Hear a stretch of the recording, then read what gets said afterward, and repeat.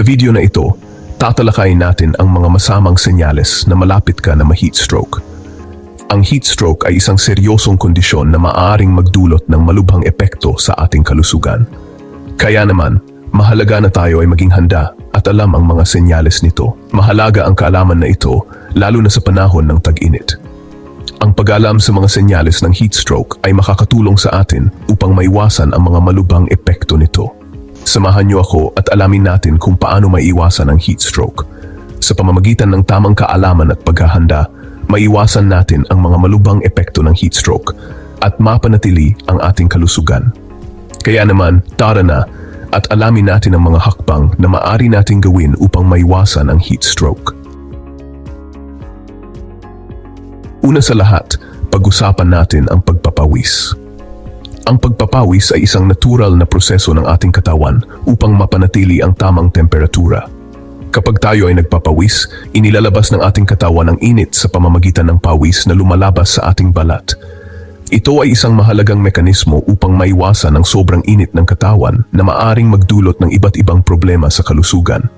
Normal lang naman na pagpawisan tayo lalo na kung mainit ang panahon o nag-ehersisyo tayo. Sa katunayan, ang pagpapawis ay isang indikasyon na ang ating katawan ay gumagana ng maayos. Kapag tayo ay nag-ehersisyo, ang ating mga kalamnan ay nagpo-produce ng init at ang pagpapawis ay tumutulong upang mapanatili ang tamang temperatura ng ating katawan. Gayun din, kapag tayo ay nasa ilalim ng araw, ang init mula sa araw ay nagpapataas ng temperatura ng ating katawan, kaya tayo ay nagpapawis upang mapanatili ang balanse. Pero paano nga ba natin malalaman kung delikado na ang pagpapawis natin?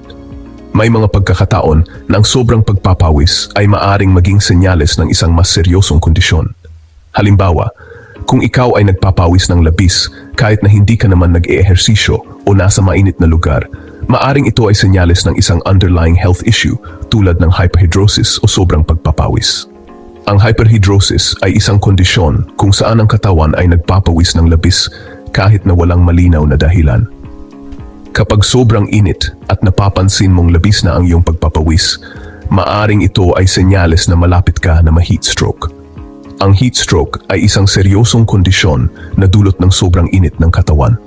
Kapag ang katawan ay hindi na kayang kontrolin ang temperatura nito, maaring tumaas ang temperatura ng katawan sa mapanganib na antas. Ang mga sintomas ng heat stroke ay kinabibilangan ng matinding pagpapawis, pagkahilo, pagsusuka, at pagkawala ng malay.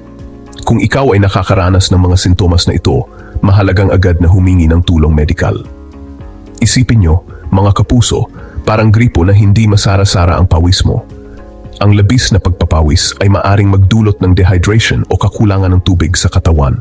Kapag tayo ay nagpapawis, nawawala ang tubig at electrolytes sa ating katawan na mahalaga para sa tamang paggana ng ating mga cells at organs.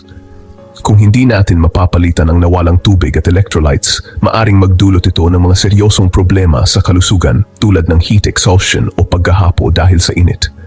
Basang-basa na ang damit mo at kahit uminom ka ng tubig, parang hindi pa rin sapat.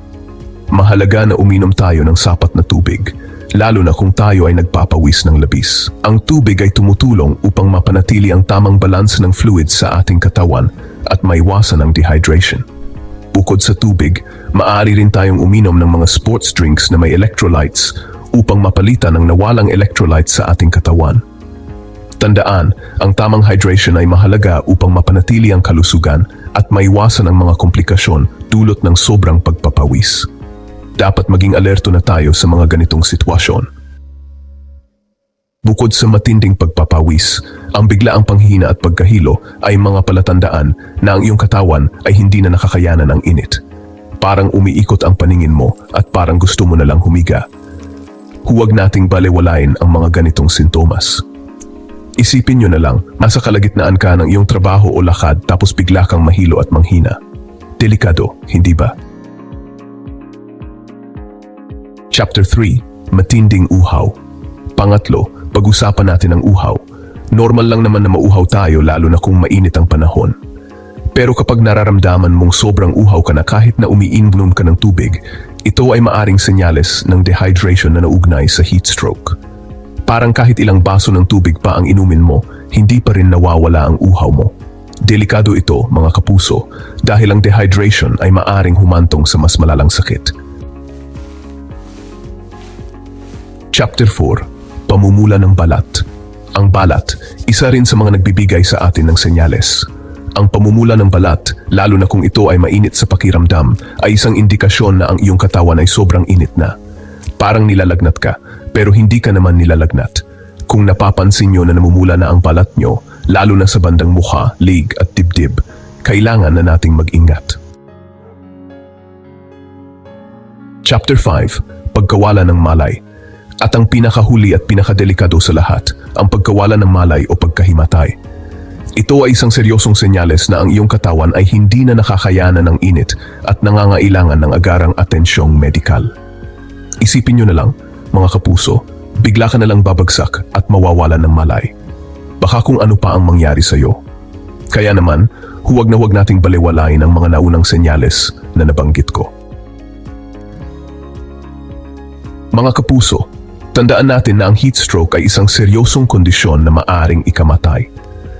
Ito ay nangyayari kapag ang katawan ay hindi na kayang kontrolin ang temperatura nito. Kapag sobrang init, ang katawan ay maaring mag-overheat na nagdudulot ng heat stroke. Ang mga sintomas nito ay kinabibilangan ng mataas na lagnat, matinding pagpapawis, pamumutla at pagkahilo. Kaya naman, maging maingat tayo lalo na ngayong tag-init. Mahalaga na tayo ay mag-ingat at magplano ng ating mga aktibidad sa labas. Kung maaari, iwasan ang labis na pisikal na aktibidad sa kalagitnaan ng araw kung saan pinakamainit. Maghanap ng mga lugar na may lilim o magdala ng payong upang protektahan ang sarili mula sa direktang sikat ng araw. Laging tandaan na mag-ingat sa init ng panahon at alamin ang mga senyales ng heat stroke upang maiwasan ang panganib. Uminom ng maraming tubig, lalo na kung ikaw ay nasa labas at gumagawa ng mga aktibidad. Ang dehydration ay isa sa mga pangunahing sanhi ng heat stroke, kaya't mahalaga na panatilihing hydrated ang katawan. Magdala ng bote ng tubig saan ka man pumunta at uminom ng tubig kahit hindi ka nauuhaw. Magsuot ng maninipis at maliwanag na damit. Ang mga damit na gawa sa cotton o linen ay mas magaan at mas malamig sa katawan. Iwasan ang pagsusuot ng makakapal at madidilim na damit dahil mas mabilis itong mag-absorb ng init. Ang pagsusuot ng sombrero o cap ay makatulong din upang protektahan ang ulo mula sa direktang sikat ng araw at iwasan ang magbilad sa araw sa mga oras na mataas ang sikat nito. Ang pinakamainit na oras ng araw ay karaniwang mula 10 a.m. hanggang 4 p.m. Kung maaari, manatili sa loob ng bahay o sa mga lugar na may air conditioning sa mga oras na ito. Kung kailangan mong lumabas, maghanap ng mga lugar na may lilim o magdala ng payong upang protektahan ang sarili mula sa direktang sikat ng araw. Salamat sa panood at huwag kalimutang mag-subscribe para sa iba pang mahahalagang impormasyon. Ang kaligtasan natin ay nasa ating mga kamay, kaya't maging responsible at mag-ingat sa init ng panahon.